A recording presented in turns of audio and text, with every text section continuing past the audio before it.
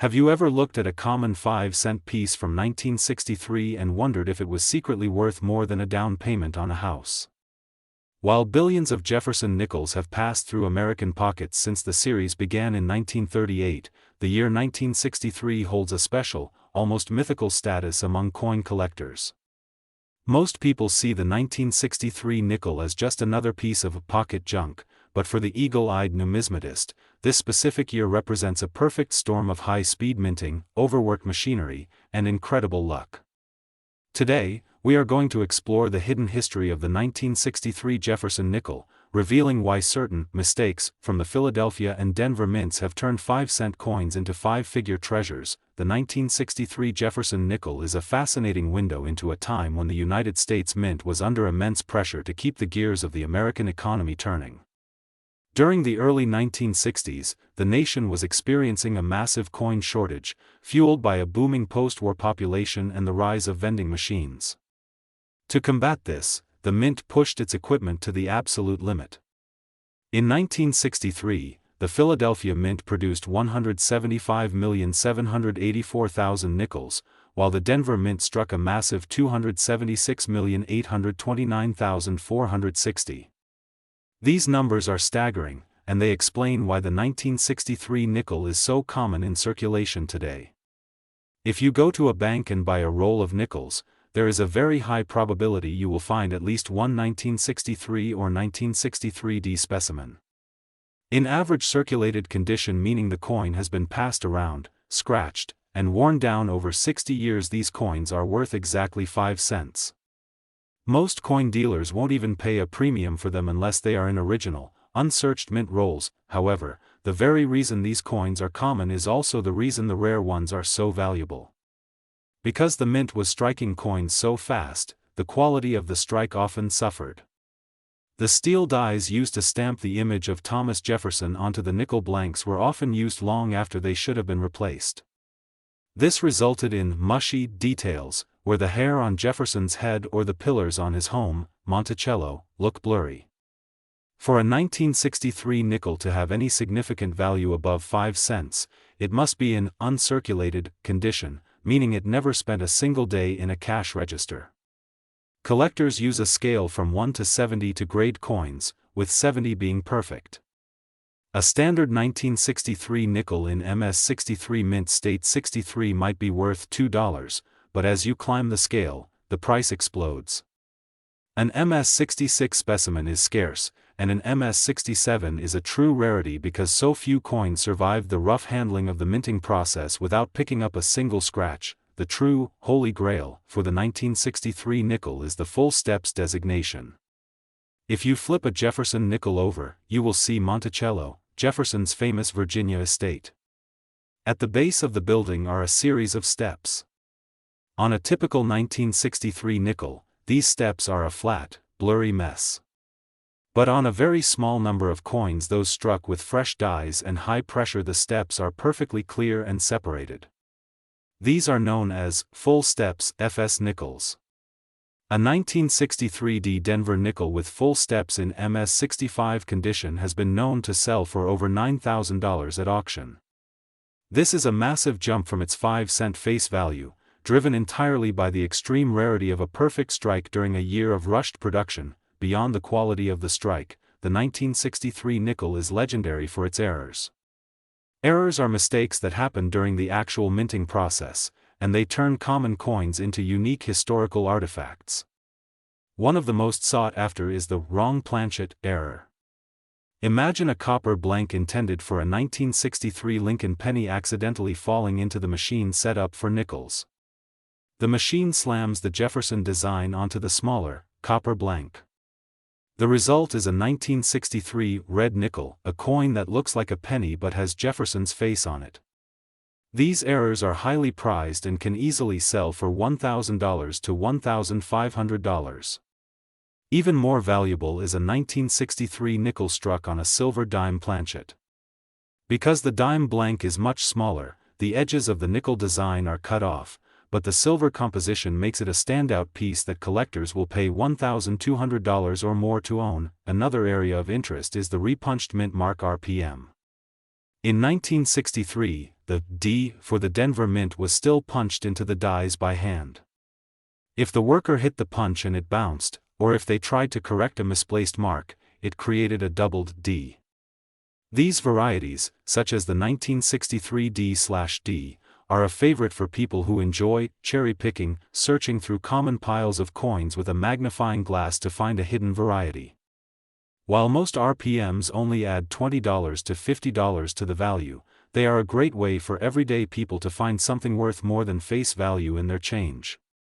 There are also double die reverse DDR coins from 1963, where the letters in 5 cents and United States of America show clear doubling. A high-grade DDR specimen can fetch several $100s. We also cannot forget the proof coins. In 1963, the Philadelphia Mint produced over 3 million proof sets for collectors. These coins were struck with extra care to have a mirror-like finish. Most 1963 proof nickels are worth about $2 or $3. However, if you find one with deep cameo DCAM contrast, the value skyrockets. A deep cameo coin has a heavy, white frosting on Jefferson's portrait that stands out against a black, reflective background. Only the first few hundred coins struck with a new set of polished dies get this effect. A 1963 proof nickel in PR70 deep cameo is so rare that only a handful are known to exist, with auction records reaching as high as $15,000. It is the ultimate expression of the 1963 nickel's potential. In today's market, the 1963 Jefferson nickel serves as a reminder that value is often found in the details. Whether it is a tiny die crack, a doubled letter, or the elusive full steps on the back of Monticello, these mistakes are what make a common coin valuable. While you are unlikely to find a $15,000 proof coin in your pocket, you might just find a 1963 D with a repunched mint mark or a clipped planchet error. The history of this coin is a history of a nation in a hurry, and for those who take the time to look closely, that history can be worth a lot more than just 5 cents. Imagine reaching into your pocket and pulling out a 1979 Jefferson nickel, a coin so common that nearly 1 billion were minted, only to discover that this particular 5-cent piece is actually a $5,000 treasure. Most people overlook the 1979 nickel as just another piece of modern base metal currency, but the late 70s were a period of massive transition and technical experimentation at the United States Mint, creating some of the most dramatic and valuable errors in numismatic history. From the legendary nickels struck on steel washers to the elusive Type II clear south proofs that drive collectors into bidding wars, the 1979 Jefferson nickel is a goldmine for those who know how to spot the mistakes the mint tried to hide. Today, we are stripping away the myths and diving into the high-stakes world of the 1979 Liberty 5-cent piece to reveal the specific errors and rare varieties that can turn your spare change into a massive payday. The 1979 Jefferson nickel represents a unique era in American coinage, a year where the United States Mint was operating at maximum capacity to meet the needs of a nation still adjusting to a post-silver economy. By 1979, the Jefferson nickel had been in production for over 40 years, and the design by Felix Schlag featuring the stoic profile of Thomas Jefferson on the obverse and his beloved Virginia home, Monticello, on the reverse had become a staple of daily life. During this year, the Philadelphia Mint struck 463,188,000 nickels, while the Denver Mint followed with 325,867,672 coins. Because these mintage figures are so high, the vast majority of 1,979 nickels found in circulation are worth exactly 5 cents. Even in uncirculated condition, a standard 1979 nickel is often valued at less than $1 unless it possesses the specific technical qualities or errors that collectors crave. One of the most important factors in determining the value of a 1979 nickel beyond its face value is the full steps designation. For a business strike coin intended for circulation, the sharpness of the strike is everything. On the reverse of the coin, the building of Monticello features a set of stairs. In the late 70s, the mint often used dies that were slightly worn or didn't apply enough pressure, resulting in the steps appearing as a flat or blurry smudge. A 1979 nickel that displays 5 or 6 clearly defined, separate steps is a major rarity. For the Philadelphia strike, a 1979 nickel-graded MS-66 with full steps can reach auction prices of over $2,000. These coins are so valuable because they represent the absolute peak of manufacturing quality in a year where quality was often sacrificed for quantity. The most dramatic jump in value for the 1979 nickel comes from the world of mint errors, which occur when something goes spectacularly wrong during the production process. Perhaps the most famous and valuable error for this year is the 1979 nickel struck on a steel washer. This bizarre anomaly happened when an industrial steel washer was fed into the coin press instead of a standard nickel planchet. The resulting coin is an incredible sight, with the Jefferson design appearing on the uneven, ring-like surface of the washer. One such example graded MS-64 sold for a staggering $4,800. This is a prime example of how a manufacturing mistake can transform 5 cents into thousands of dollars. Other planchet errors are also highly sought after by collectors of 1979 nickels. Because the mint was producing multiple denominations simultaneously, it was not uncommon for blanks to get mixed up. A 1979 nickel struck on a 1-cent penny planchet is a favorite for error hunters. Because the penny blank is smaller and composed mostly of copper, the nickel design appears squeezed onto a reddish-colored coin. These wrong planchet errors are visually striking and can easily command prices between $300 and $1,000 depending on the condition and how much of the design is visible.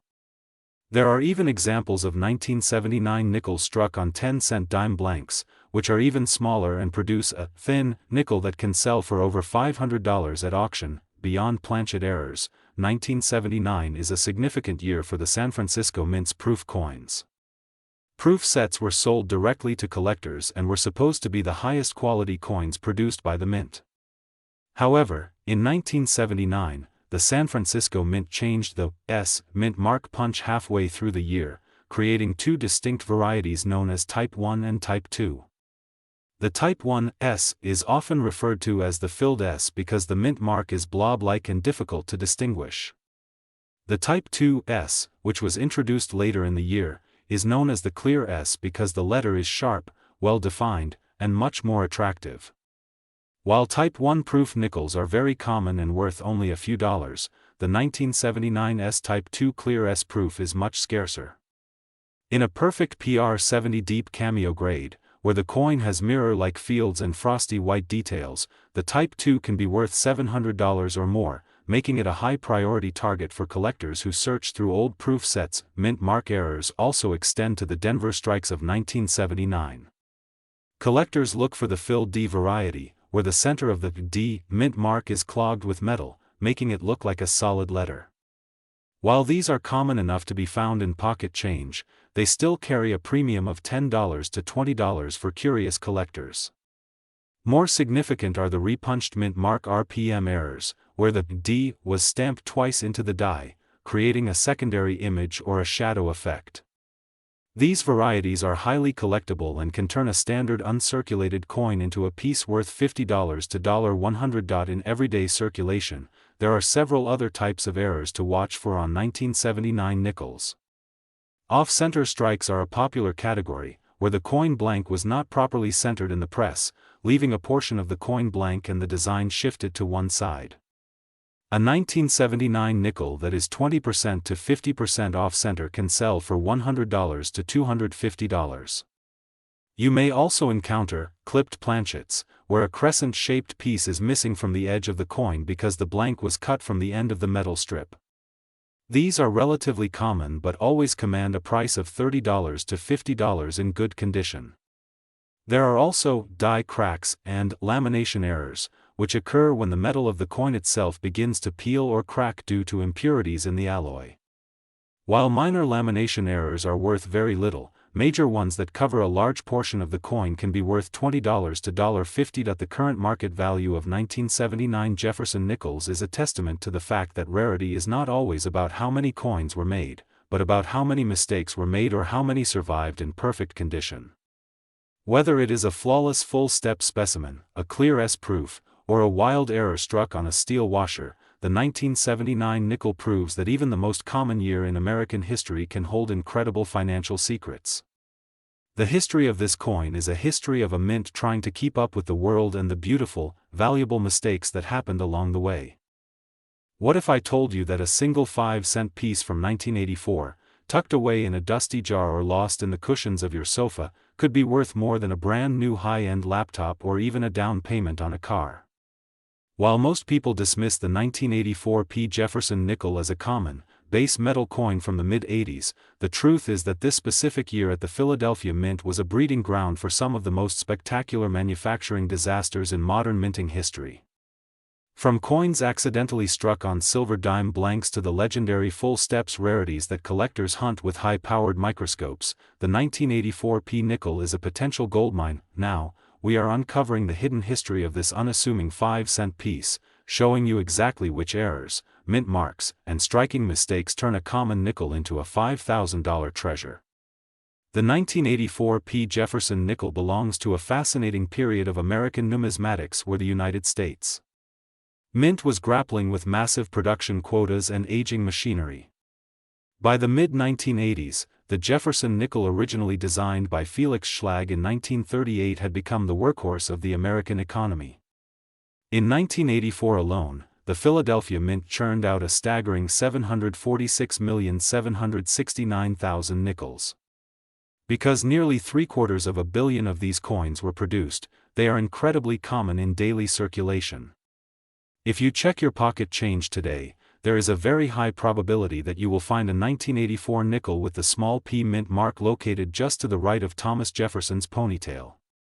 In typical circulated condition, meaning the coin has been passed through thousands of hands and shows heavy, where the 1984 P nickel is worth exactly its face value of 5 cents.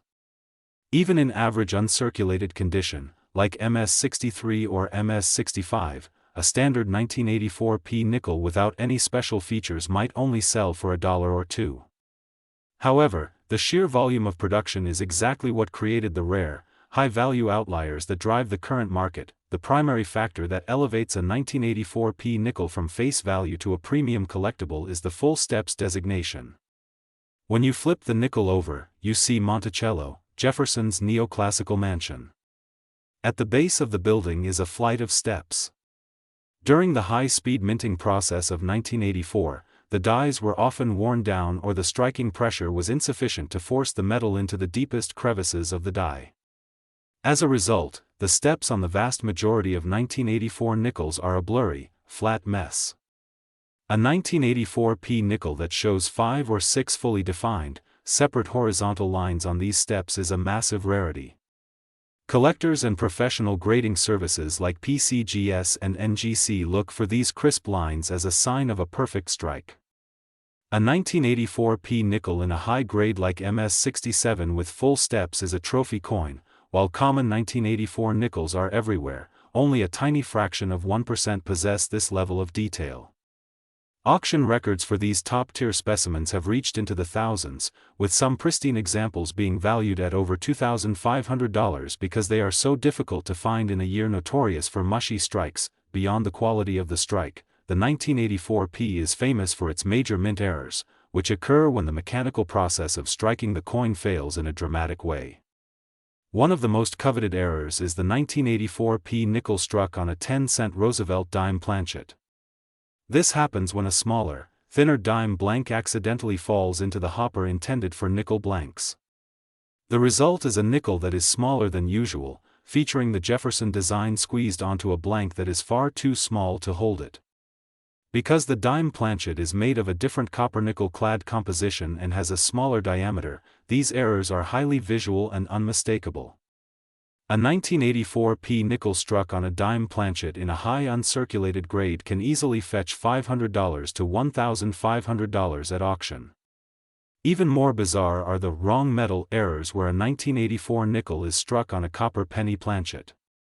These coins appear reddish and are significantly lighter than a standard 5-gram nickel, often selling for over $800 to error specialists. Another category of mistakes that makes the 1984 P so valuable is the double strike or off-center strike.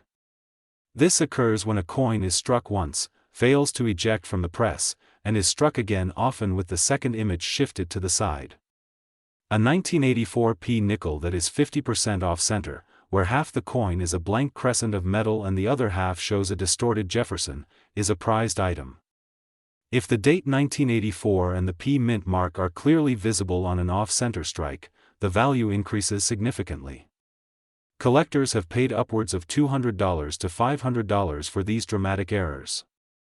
There are also broad-struck errors, where the coin is struck without the retaining collar that normally gives the coin its uniform round shape and rim.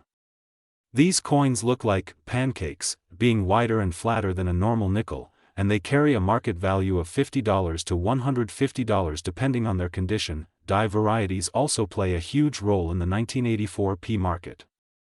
Collectors keep a sharp eye out for double die obverse DDO and double die reverse DDR coins.